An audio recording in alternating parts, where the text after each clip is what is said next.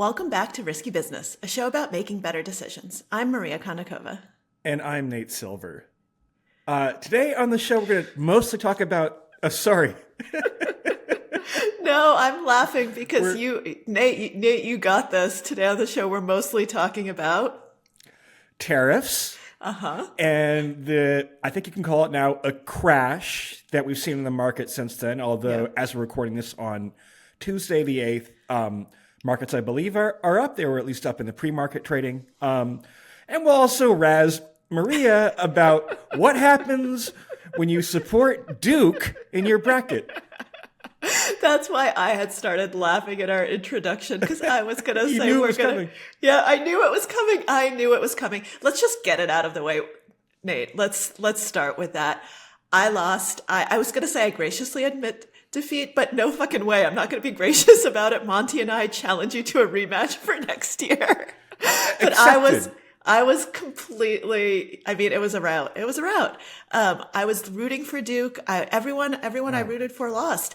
But not only that, Nate, you chose Florida out of spite. And who won? What can you say? I actually had money on Houston last night, so Florida was just the icing on the cake. But look, did you watch the game? It was spectacularly It was funny. crazy. Schadenfreude, if you're a Duke hater. Yeah. The golden boy Cooper Flag. I watched it. Will So live with this for the rest of his life. Yeah, the Duke game, I was like, what's going on? I had to text Monty. I was like, what is happening right now? Why is this happening? I was down at the Hard Rock Seminole Casino. I had just ended the day of a poker tournament and got to watch it with a bunch of drunk Fort Lauderdale area bros who also seem to be rooting for Houston. Sometimes that's the best way to watch games, right? Both Duke and Florida and like big games. There's an energy watching them during poker tournaments. There really is, because basically I think over half the room, I think it's fair to say, usually has money on the game. So the energy is very high. And by the way, the tournament didn't go great otherwise. I mean, it's hard to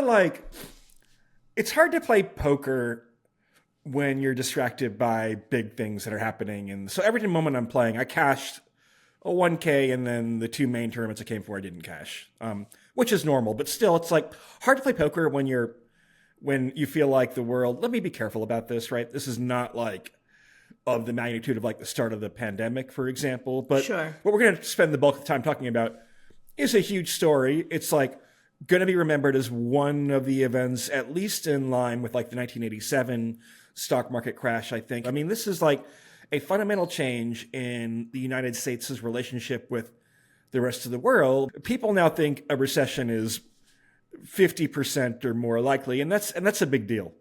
it's a big deal. It's a huge shift. Congratulations on cashing one tournament, Nate. I will give myself credit for this. I literally min cashed, which means I was the first player in the money. I literally played for 30 seconds after I made the money. So that was ideal. And then,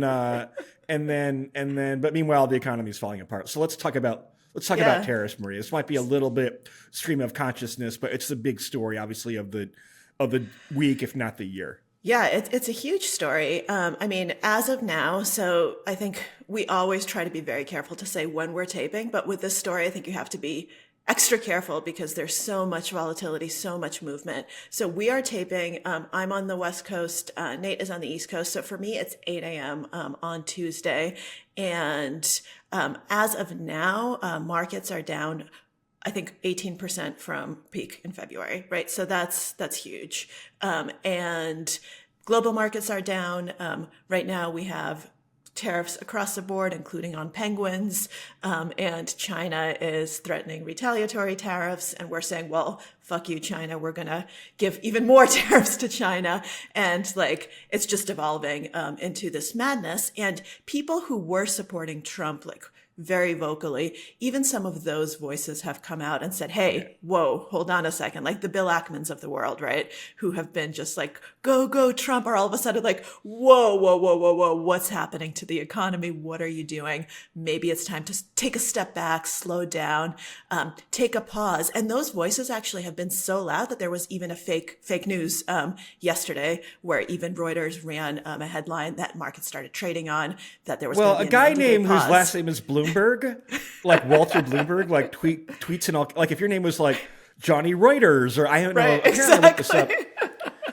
The surname NYT, like I don't know, Knight or how you pronounce it, is apparently a rare Cambodian surname, right? So if you have last name Nit, right, you can be like Nit, MIT, tariffs to be rescinded tomorrow, and then cause a major disruption in the stock market. Yeah, look, there are parts of this that are funny. I always believe in kind of keeping your wits about you. And I mean, let me contextualize first, like these market swings. So as we're taping this, the S&P 500 is up 2.5% today. So that reduces the gain from peak in early February, or the loss, to about 20% from 23 or whatever it was. Coincidentally, 23% is the average tariff rate now that we're imposing on the rest of the world.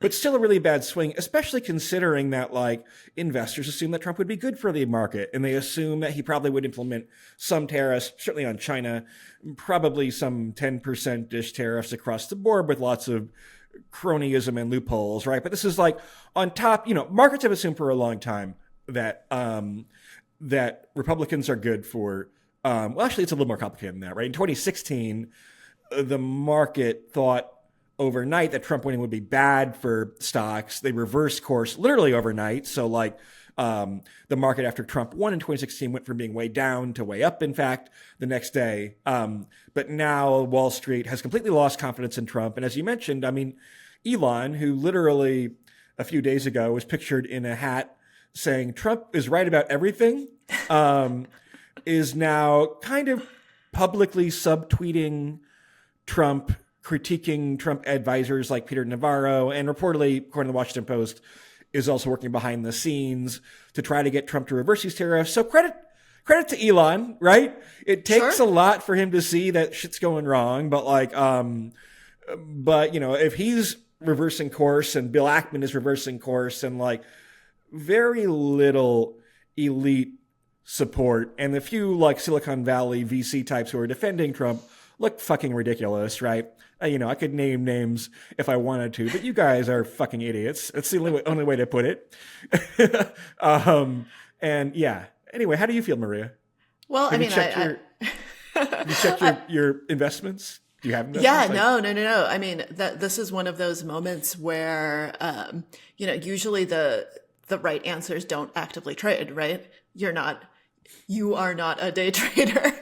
And that's, I think, true for most people, right? If you're not a professional, just let it ride, right? Look for the long term. This is really, I hate using the word unprecedented, right? Because, we've had major economic downturn moments like this, but I think it is unprecedented, at least a lot of the experts are saying it is, in the sense that it's completely self-caused, right? There's no external, thing that is actually precipitating this market crash, which is what has happened every other time, during COVID, 1987, like all of these times, the 70s oil shocks, right? All of these shocks were kind of huge global events that ended up doing tremendous damage to the stock market in the short term.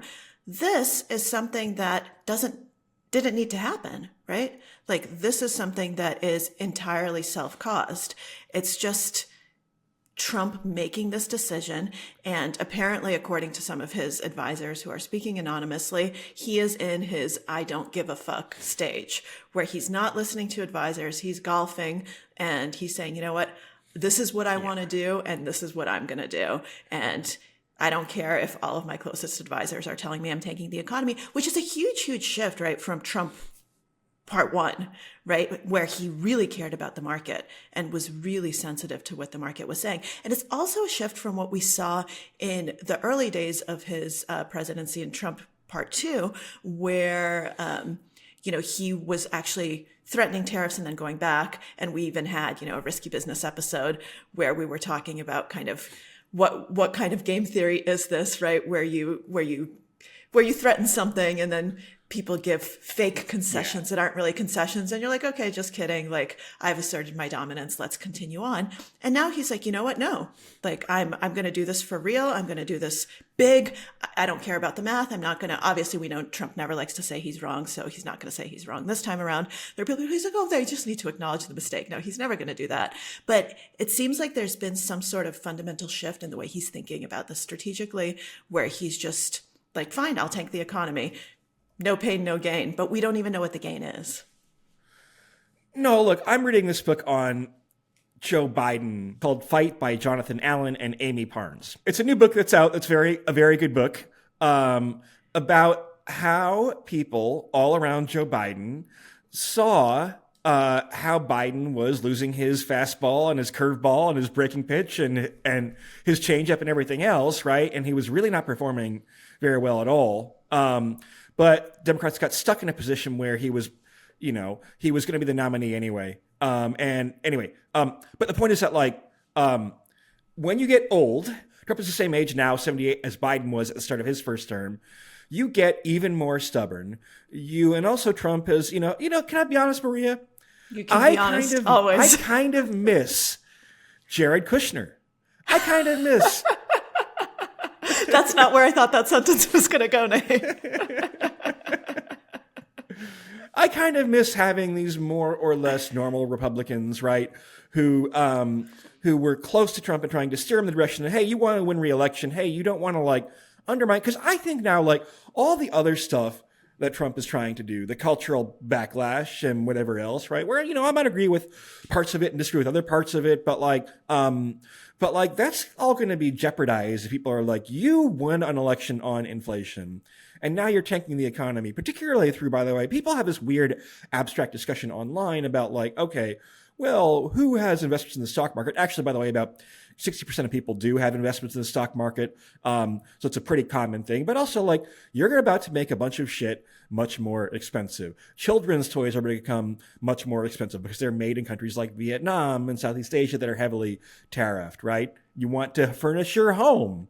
A lot of furniture is made abroad. You want to, buy some yarn. I mean, all this stuff. Oh, you want to buy avocados for your fucking burrito, right? All this stuff comes from foreign countries. I think actually Canada and Mexico now have some of the more exemptions than other countries, but it's going to make stuff notably more expensive. To have people love the idea of, you love to have your nice American manufactured Nikes, right? Well, they're going to cost $300 instead of $100, right? I can afford that. I have a partner who is a fan of nice shoes, right? But this is going to hit consumers hard. And although Silicon Valley stocks are down more than the consensus, so are a lot of consumer staples. It looks very recessionary. Booze and tobacco stocks are up though, which is also a sign of despair. McDonald's is up. Taco Bell is up. Right. No, when you see that those are the stocks that are up, you start, that's when you start being nervous. And then when you see things like the price of copper is down, right? That is a very good marker of recession as well, because it means that demand is going to go down. And you have kind of this, we've also seen in the last week, with the kind of the Fed conference and the Fed announcements that the Fed is in a really tough spot as well, right? Because what do you do, right? When inflation's going to go up, and you've got this person in the White House who's making these decisions about tariffs where what do you do? It's like a rock and a hard place, right? Keep rates the same, lower them, raise them. There's no good answer here. And the Fed is supposed to kind of come in and try to stabilize things and try to calm the worries. And there's, when we're talking about the game theory, when we're talking about the long run and what is the strategic thinking here, I don't know, right? This is one of those where there's no good choice, right? Which box are we trying to get to? While the tariffs are at this height, I don't think we're just in a part of a game tree that I don't know how to resolve it well. Maybe there's some brilliant economist out there who does, but all the brilliant economists I've been reading have no idea how to get out of this mess if Trump does not back down. Yeah, Maria, I think that we're in a real pickle, right? Yeah. In part because, Trump claims this is for negotiating leverage. And by the way, Zimbabwe did rescind its tariffs. It's relatively minor tariffs in the United States. So if we're starting at the back of the alphabet and moving upward, but there are a few things here. One is that this tariff policy may literally have been implemented by an intern using ChatGPT. If you ask ChatGPT or other large language models, hey, come up with a quick formula to determine tariff rates, right? It'll sometimes just say, oh, just look at the trade deficit. This is actually very stupid. We have a big trade deficit with Vietnam because they're a kind of lower middle class economy relative to the rest of the world, where fairly productive about producing toys and electronic equipment and certain types of foodstuffs and other things, which we then import. But the GDP per capita is, I'm just guessing, $4,000 a year or something. And so not a big market for American-made consumer goods. They're also near China, Thailand, Japan, Korea, etc., where it's cheaper to import, right? And so that's a win-win, unless you're concerned about unfair labor practices, which is usually not the province of the right? That's a win-win, that they make stuff, we pay for the stuff, we give them jobs, they don't buy that much of our stuff, but that's okay, right? Trump literally doesn't realize that a trade deficit's not inherently a bad thing. So it's the clumsiness of it, rather than if you had said, we're going to have 15% tariffs across the board, right? The market would have reacted to that, but not so negatively as these haphazard things. And by the way, the fact that these tariffs are going to cause us so much pain, give us less leverage beyond a certain point, right? Because then it kind of becomes a game of chicken where we have to prove that we have removed the steering wheel and now can't unflinch. By the way, notwithstanding that there are contradictory rationales, where you'll see the Peter Navarro fucking idiot types. I'm sorry, Peter Navarro. You'll see idiots like Peter Navarro who are we actually need this for America's long-term growth or whatever else. And others say, no, it's just a negotiating ploy, right? Which are different. One is kind of considering these are bad, but we want to actually lower tariffs. And one's saying, no, tariffs are good. We want reshoring of American enterprise. Through some cockamamie scheme, we'll reduce deficits, even though if we go into recession, usually that entails more deficit spending and worsening the fiscal picture long term. But it's contradictory. And other countries can be you know what? Fuck you, Donald Trump, right? We think that eventually you'll be forced to blink by the market or eventually by Congress, which is supposed to have in the Constitution authority for tariff policy specifically and for funding the government generally.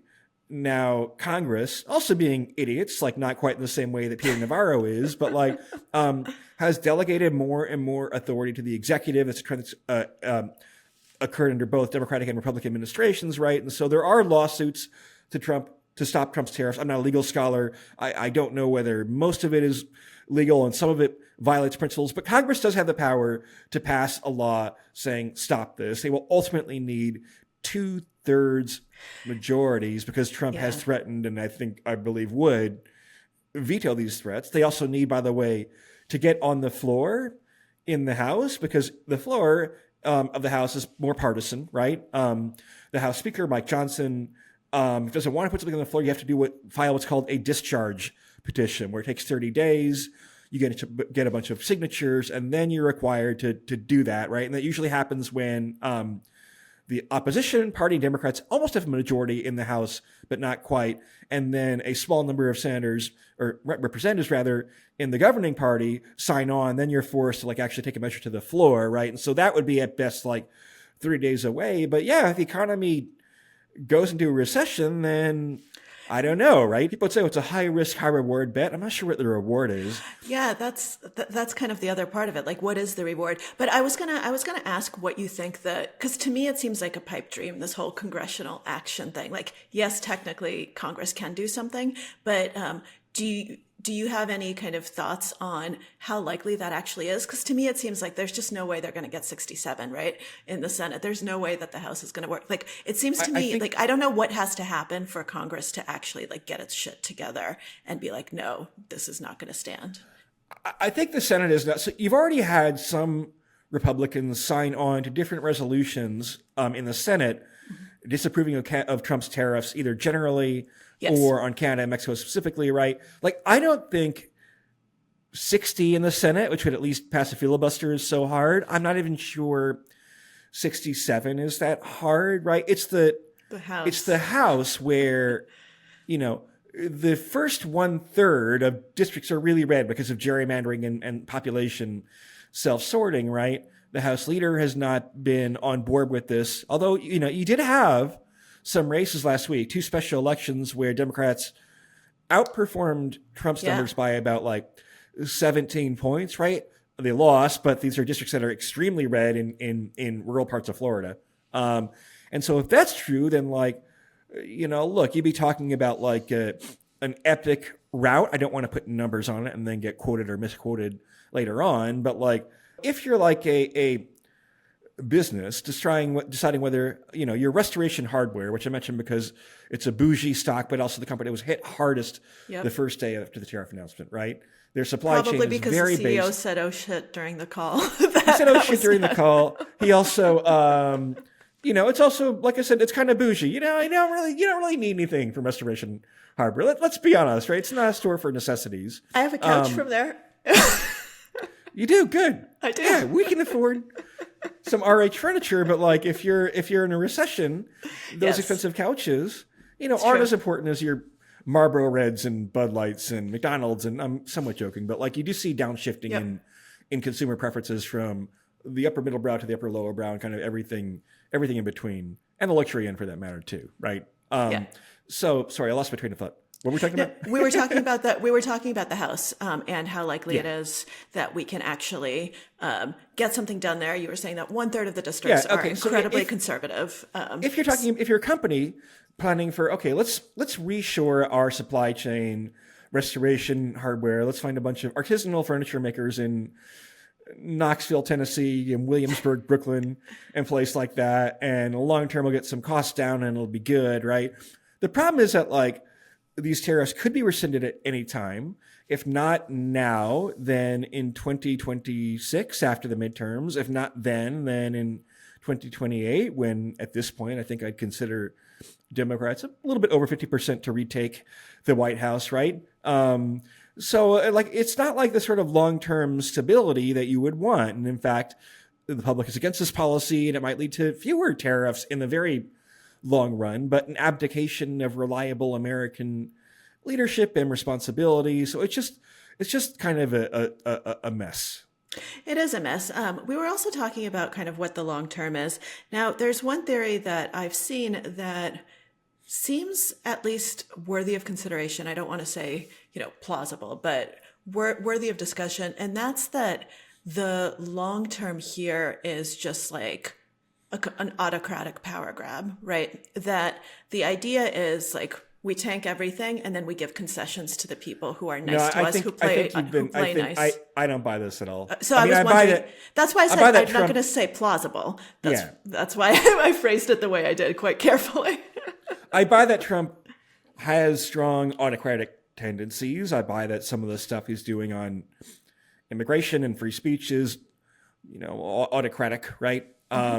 And there was January 6th, of course, right? I don't think this is a strategy that you'd implement if you wanted to gain. I think this jeopardizes the whole Trump agenda, right? And this is at least going to have Congress have its backup and the markets have its backup. And, I've rarely seen everyone from, maybe there are a few people on the left that have eccentric views about tariffs. They can go discuss them on Blue Sky. That's fine with me, right? But I haven't seen the kind of what I call the Obama base, right? Which is everyone from the center right who is pissed off at Bush to the left as united against something as they are against Trump right now, right? And those are elites. Those aren't rank and file voters yet. We've seen some decline in Trump's popularity ratings, but it will take some time for that to cycle through. And maybe that can be averted if we somehow avoid an economic downturn. But this weakens Trump's powers a lot, right? People are willing to go along with a lot when you're providing for them, right? And your checks are cashing and goods are cheap and things like that, right? Even in autocracies, economic crises can topple dictators, right? I think the look, again, I think the people who are worried about Democratic backsliding are correct to be worried about it, but I think that theory is kind of the opposite of what this is likely to do.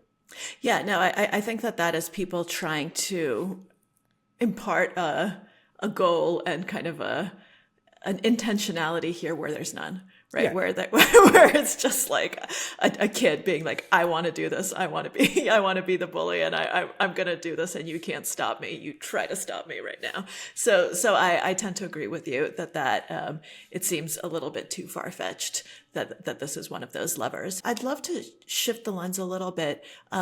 So Trump, I think we've talked about the fact that it's very difficult to know what the long-term game theory of this is, and probably none, right? That he's just tanking the economy, doing this and kind of inflicting a lot of damage. But what about kind of the other end of it?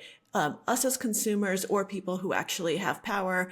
We've talked about what Congress can do, but in this case, like, obviously, you never, to take a poker analogy, you never want to make decisions when you're tilted, right? When you're really upset, when you're suffering big losses. If you're looking at your portfolio going down, these are things that are like, you've lost a big poker hand, your chips are dwindling. And that's not usually the time to make big swings and to try to think logically. But in this particular case, like, this is one of those things where not panicking and just kind of also sitting back down and just letting it all play out might not be the right strategy either, right? The kind of don't just do something, stand there types of things. But how do we kind of square that circle, and how do we react without tilting, right? Without overreacting? How do we try to navigate this environment where there's just extreme uncertainty? And as I think you're making a really good point when you said, like, we don't know, right? If we knew with 100% certainty, these tariffs are going to stay for the next 2 years at least, okay, then you can make decisions in that context. But we don't know, right? Like, as of now, we know that Trump says he's not backing down, but we don't actually know what's going to happen. We don't know what the reactions are going to be. We see certain signs. We see Europe banding together. We see the rest of the world actually trying to figure out, what do we do now? But how do you think about it, right? How do you think about it when you're trying to make your own decisions and try to be a good player as opposed to a tilted player?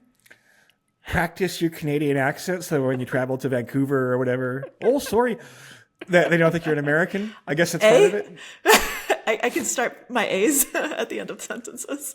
No, I think, look, if you're a business that relies on a heavily domestic supply chain, I guess you're somewhat okay. Goodyear Tire, because they're very domestic, has seen their stock price do well, but also because people replace their tires at Goodyear when they're not replacing their cars, right? And so, like, even like the bullish cases are bearish, and like, it's very, very broad based. I don't know if there are good protections. I mean, look, sometimes in a recession, things become cheaper, at least. I mean, it might not be a terrible time in X months to look at housing if you don't own. Well, because housing is something where it's cyclical, and like people are, really reluctant to make like big ticket purchases in like a downturn, and should not be substantially affected by foreign goods, right? I mean, I'm sure you're importing some building materials from abroad, but like,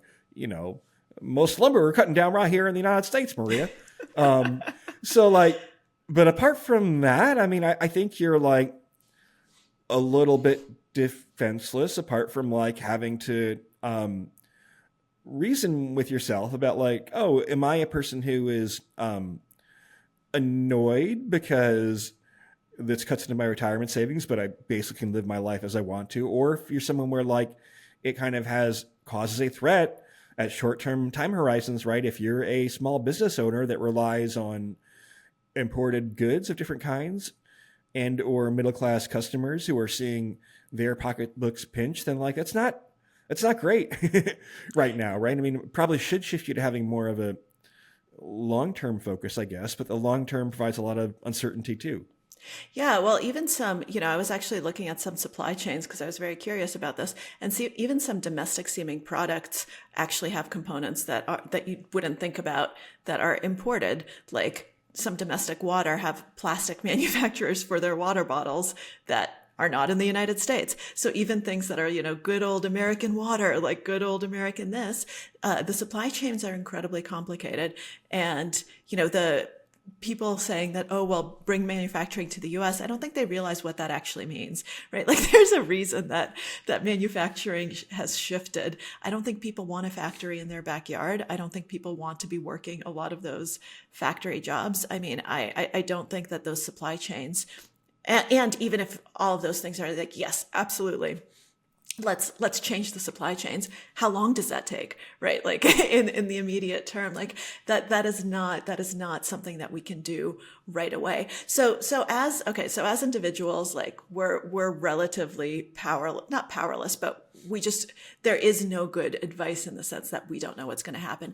Do you think that there are people who can do something, right? Like who are the people who might be able to influence something other than Elon Musk, maybe, unless kind of this results in Elon Musk being thrust out of the inner circle because he's subtweeting Trump and talking about how he thinks that we should have free trade. So who are people who might actually make a difference where their decision making right now actually matters? The 100 members of the United States Senate and the 435 members of the United States House. I mean, look, I always am a little bit reluctant to like have calls to activism, but look, if you're a person, whatever your political orientation, sitting in a Senate or House seat where there's a relatively safe Republican member, or for that matter, there's a Democrat who's being a little, terrorist, maybe it's good, I don't know, call your fucking congressperson, right? Yeah. And say like, especially if you're somebody who's donated or if you're somebody who runs a small business in that district, say, this is going to fuck me over. This is not going to help the working class, right? This is not going to help the middle income consumer. Let Congress know, to be honest. I think they probably do know that, frankly, but because they are aware of what's going on in their district, and this is not some abstract cultural war fight, but Congress is responsive to don't call somebody not in your district, right? Yeah. Pick up the phone with the person who represents you, and let them know how you feel. Yeah, no, I think this is definitely a moment for a call to action. There have been others, but this is one where it could actually be effective, right? It's not particularly effective to call your Republican Senate or representative when it's something that is if you're a Democrat and it's a Democratic talking point. But something like this, I actually think that this could really be effective because, they worry they need to be supported within their districts as well. And this is one moment where I think that across the board, we're seeing people really not happy. And I think this is also actually an interesting opportunity to try to reach kind of the everyman and say, look, Trump isn't working for you, because this is something where I think you can actually reach a lot of people across the divide and say, hey, look, no, this is not good for your average American. This is not good for bottom line of Joe from where's Joe from? Tennessee. Pennsylvania. Okay. Joe from Pennsylvania. That this is not good for his pocket, for his bottom line, for his retirement, for his ability to buy food. And so that might be one silver lining if people actually do finally mobilize and get Congress to get off their ass and do something and stand up to Trump and say, look, these tariffs are not good for the country and not good for the global economy. And if we want America first, you don't want to have America alone and everyone else against us. Maria, I think we need to wrap this up because I literally have a train to catch. I'm going to Philadelphia. Are you going to Philadelphia for poker, Nate? Not for poker, no. Not for poker. For an event at University of Pennsylvania. Yeah. Okay, well, have a wonderful event. And if you want to join me in Philadelphia in 2 weeks, I'll be going there for poker, for the PokerStars Open. We'll see if the partner gives poker permission. We'll see about that. The World Series is coming up, which I intend to spend a fair bit of time at. So we'll see. Maybe. All right. Well, that sounds good. Have a very safe trip to Philadelphia. And I hope that we'll have better news for our listeners next week when it comes to the markets. But at this point, hope doesn't get us very far.